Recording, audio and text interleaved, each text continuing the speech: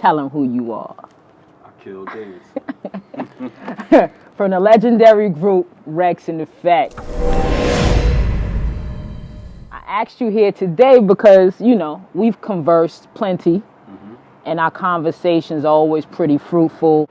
Your audience knows you as an artist. I want the people to know you as a person. Tell them a little bit of background. Wreckx-n-Effect came up in St. Nicholas Projects along with Teddy's brother, Markel Riley, and Brandon Mitchell. We were, you know, neighborhood friends, and obviously he was a budding producer at the time. You know, the whole New Jack Swing movement was just kind of taking form. Really technically didn't even have a name yet. And we pretty much were just, you know, just Harlem kids aspiring to get our portion of the come up one way or the other. Absolutely. And so the focus was on music production first, and the group that we were producing, there was only one guy that would show up. He was the most committed. And then this one day, Timmy Gatlin, who was a member of Guy, was leaving out of Markel's house. I guess he noticed we were a little down. So he said, what's the matter? It's like, oh, you know, these guys never show up. We trying to get our producer on. And I remember he was like, he was wrapping his coat up. He had on a black leather trench. He said, well, you rap, right? I said, yeah. All right, so just do it yourself. And went on about his business. But at that point, a light went off. Planted that seed. Yeah, a light went off like, yeah, like, why don't we? That's dope.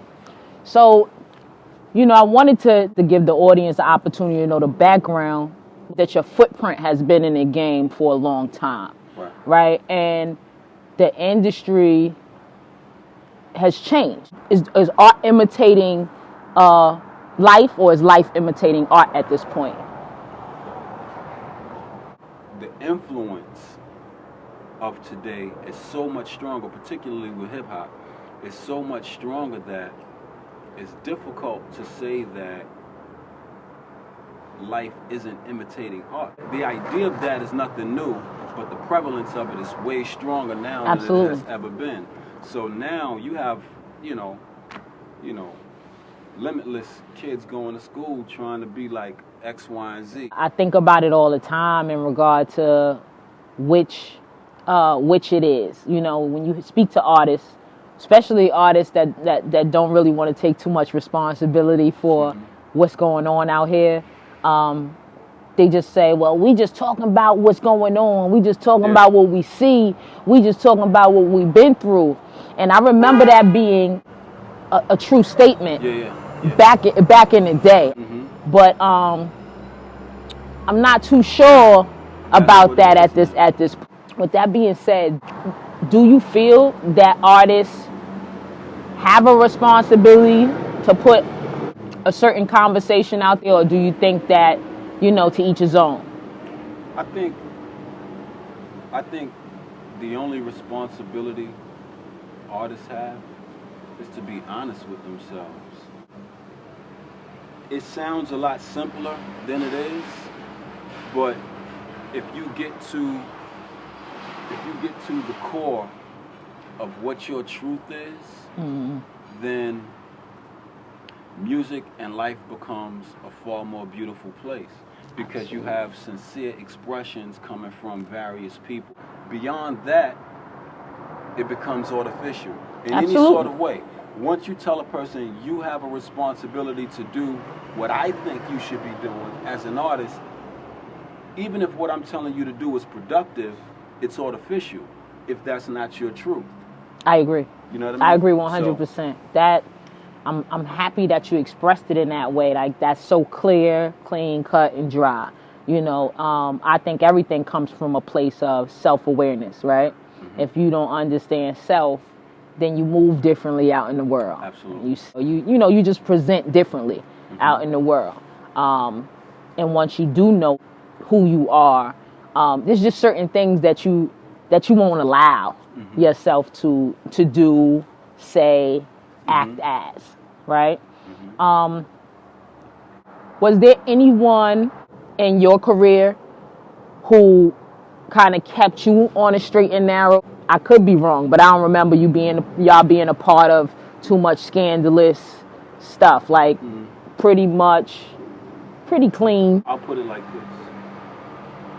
Our best demonstration at staying out of the way of things that were counterproductive was our season with what was GNR production. That was Griffin and Riley production. The reality is that the environment that we came up in, we were literally shaped by hardened criminals. Bottom line. Gene was one himself, but his directive to the artist was, let's keep it clean. When the company split, because it did, there was that same sort of guidance wasn't there, and some of those things that were native to who we were, that wasn't necessarily as productive, didn't always express itself in music, but it did express itself in how we moved through the industry. Okay. At the time, you don't realize that you're building and destroying at the same time. But it was second nature to us. If we are not being productively creative, who we were. It's so important that you said that. So important. And I'm only laying that out because I don't want to be dishonest based on how the music aspect of it looked. Throughout my journey in music, I recognized that me being self-aware did become a deciding factor in some of the things not going the way they were supposed to go in regard to the music industry. Do you feel that some of the things that you were willing to do early on provided a lane for you guys to make it? Things that I'm referring to was, without question, counterproductive shit. None of us are thinking along the lines of, hold up, man, you know what? This shit might fuck up our situation. Yeah, you ain't thinking of the ripple. You ain't thinking of the ripple. None of it is crossing your mind. You just like, fuck that, let's get it. Me as an individual, there are certain things that was very beneficial based on my upbringing, coming up in a household with a mother like I had, absolute G.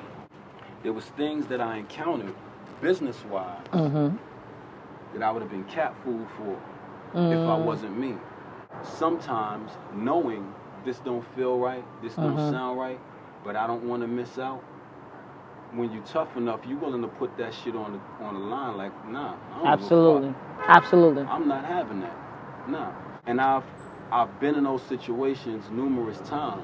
Those were the situations I was confronted with. Yeah. And, I'm a female, so the industry deal with me different. Yeah. And some of the, I just wasn't with it. Yeah. I wasn't with the shits, and I was willing to walk away from some large bags because of it. Yeah, and and I think, for me, some of the situations that were saving graces, if you will, is that temperament was married with a hot hand. The only distinguishing difference is that now the person that's saying, nah, I ain't having that shit, when they move, their portion goes with them. But the fortitude that it takes to look the possibility of success dead in the eye and say, man, fuck you. The shit takes a lot. All compromising, in my observation of it, does is teach you how to do it more and become less of yourself. And that's the very thing that most people do as they get away further and further from their divine design, from kids all the way on. I absolutely agree with that.